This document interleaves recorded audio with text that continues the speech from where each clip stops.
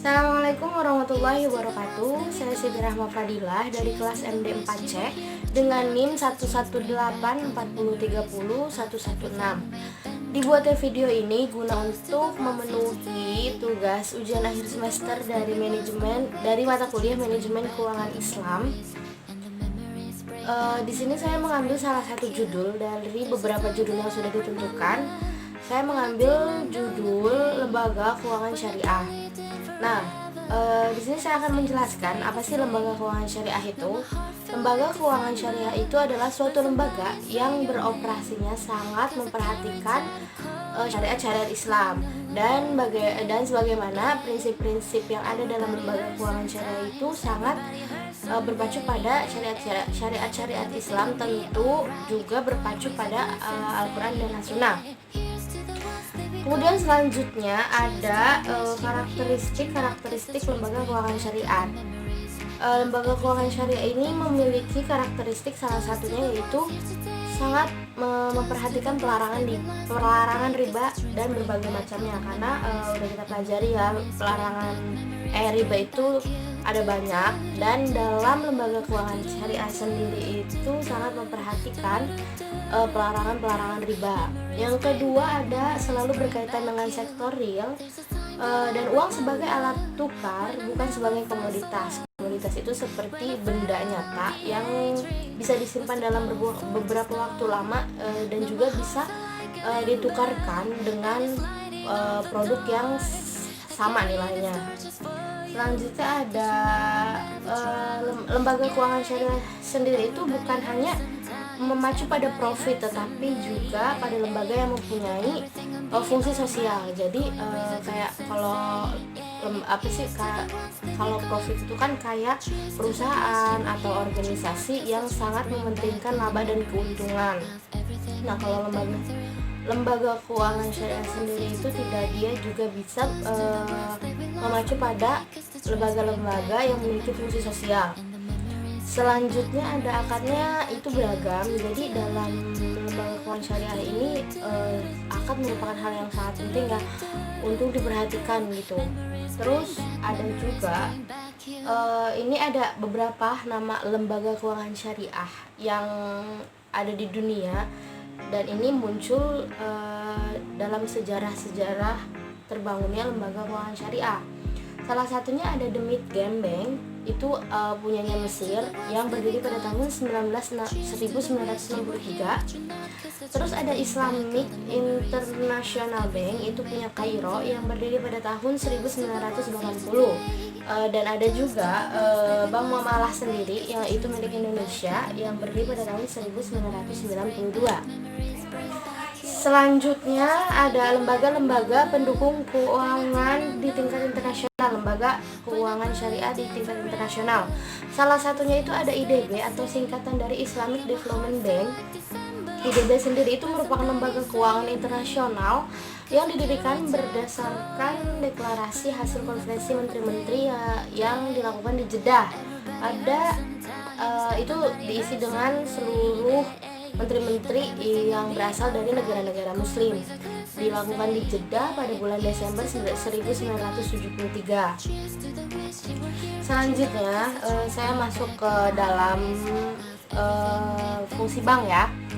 Bank syariah sendiri, kita bahas dulu bank. Bank itu berasal dari salah satunya dari kata Italia, yaitu banco, yang artinya ada lemari, peti, dan bangku.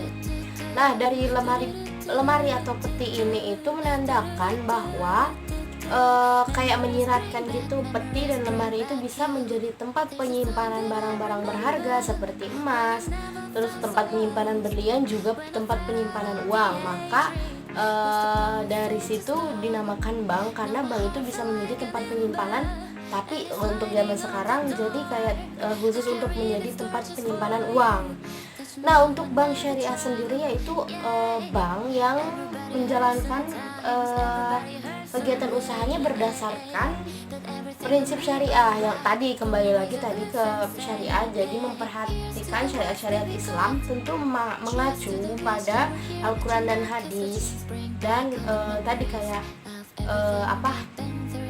memperhatikan pelarangan riba dan berbagai macamnya lah pokoknya. Terus dan menurut prinsip-prinsipnya, berdasarkan prinsip-prinsipnya, kegiatan usahanya itu berdasarkan prinsip syariah dan menurut jenis terdiri dari jenisnya terdiri dari bank umum syariah dan bank pembiayaan rakyat syariah. Itu termasuk dalam Undang-Undang Nomor 21 Tahun 2008. Selanjutnya kembali lagi kepada karakteristik, tapi kali ini karakteristik bank syariah. Yang pertama, secara fundamental terdapat beberapa karakteristik bank syariah. Pertama, ini penghapusan riba ya. Udah pasti gitu yang berbau-bau syariah, entah bank syariah atau lembaga keuangan syariah itu pasti sangat memperhatikan pelarangan riba. Selanjutnya itu ada bagi hasil, cenderung mempererat hubungan antara bank syariah dan pengusaha. Jadi ya intinya dilakukan secara adil-adilnya lah ya. Terus bank syariah bersifat universal yang merupakan gabungan dari komersial dan investasi. Selanjutnya itu ada fungsi dan peran bank syariah menurut AOIV. Tadi ya AOIV itu adalah AOIV merupakan lembaga internasional yang bersifat otonom dan non-profit yang menyiapkan berbagai standar akuntansi, audit, tata kelola, etika dan syariah bagi lembaga-lembaga keuangan Islam sendiri. Nah, kembali lagi kepada fungsi dan peran bank syariah menurut tadi AOIV. Di sini salah satunya dijelaskan investor ya. Ini bersangkut paut kepada investasi. Investor bank syariah dapat menginvestasikan dana yang dimilikinya maupun dana nasabah yang dipercayakan kepadanya. Oh iya, dan tentang bagi hasil sendiri ini juga dijelaskan dalam Undang-Undang PP nomor 72 tahun 1992 tentang bank berdasarkan prinsip bagi hasil. Maaf ya, masih ada di laptop. Bu, maaf ya Bu. Terus selanjutnya ada perbedaan bank syariah dengan bank konvensional.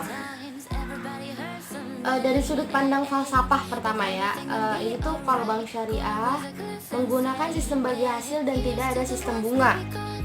Ya jelas ya, bunga kan riba, jadi pasti dilarang. Terus kalau bank konvensional sendiri itu masih menggunakan sistem bunga.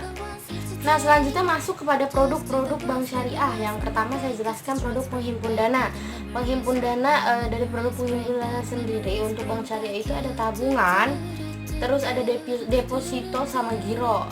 Terus tabungan ya udah sama-sama kita ketahui kayak simpanan berdasarkan akad, wadiah atau investasi dana berdasarkan mudharabah atau akad lain yang tidak bertentangan dengan prinsip syariah. Sama aja ya, kita tahu ya pasti kalau nabung nanti bisa diambil lagi dan itu tidak ada bunga. Karena emang tadi kembali lagi bank syariah itu melarang adanya riba dalam berbagai bentuknya.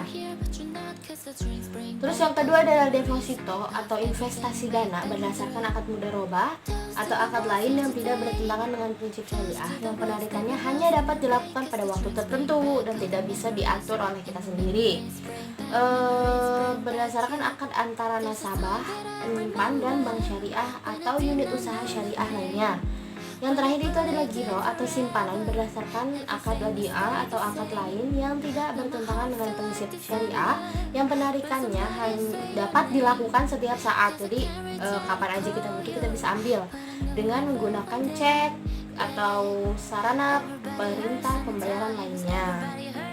Selanjutnya ada produk penyaluran dana dalam bank syariah. Yang pertama itu ada pembiayaan konsumtif, ada pembiayaan produktif. Jadi ini terbagi menjadi dua ya, secara garis besarnya untuk penyaluran dana sendiri. Yang pertama ada tadi pembiayaan konsumtif. Pembiayaan konsumtif sendiri pembiayaan yang ditunjukkan untuk pembiayaan yang bersifat konsumtif seperti pembiayaan untuk pembelian rumah. Jadi cukup besar ya ini ya, kendaraan bermotor, pembiayaan pendidikan maupun sifat konsumtif lainnya. Yang kedua ada pembiayaan produktif. Pembiayaan produktif sendiri yaitu seperti pembiayaan modal kerja. Ini jadi kayak pinjaman untuk modal kerja, modal usaha, pembiayaan pembelian barang modal dan mempunyai tujuan untuk pemberdayaan sektor real. Nah, dalam produk bank syariah sendiri itu ada beberapa macam. Contohnya seperti kayak gadai kayak kita ngegadain suatu barang kita dan diambil pada waktu tertentu, jadi tempo gitu. Kemudian dibayar lagi tanpa adanya bunga. Terus ada pinjaman atau card, titipan, dan jual beli mata uang. Dan jenis bank syariah sendiri itu ada 3. Yang pertama ada bank umum syariah, yang kedua ada unit usaha syariah, yang ketiga ada bank pembiayaan rakyat syariah. Mungkin cukup sekian yang dapat saya sampaikan. Mohon maaf banget, masih banyak banget kesalahan karena saya juga masih dalam tahap pembelajaran. Wallahul muwaffiq ila aqwamit thoriq. Wassalamualaikum warahmatullahi wabarakatuh.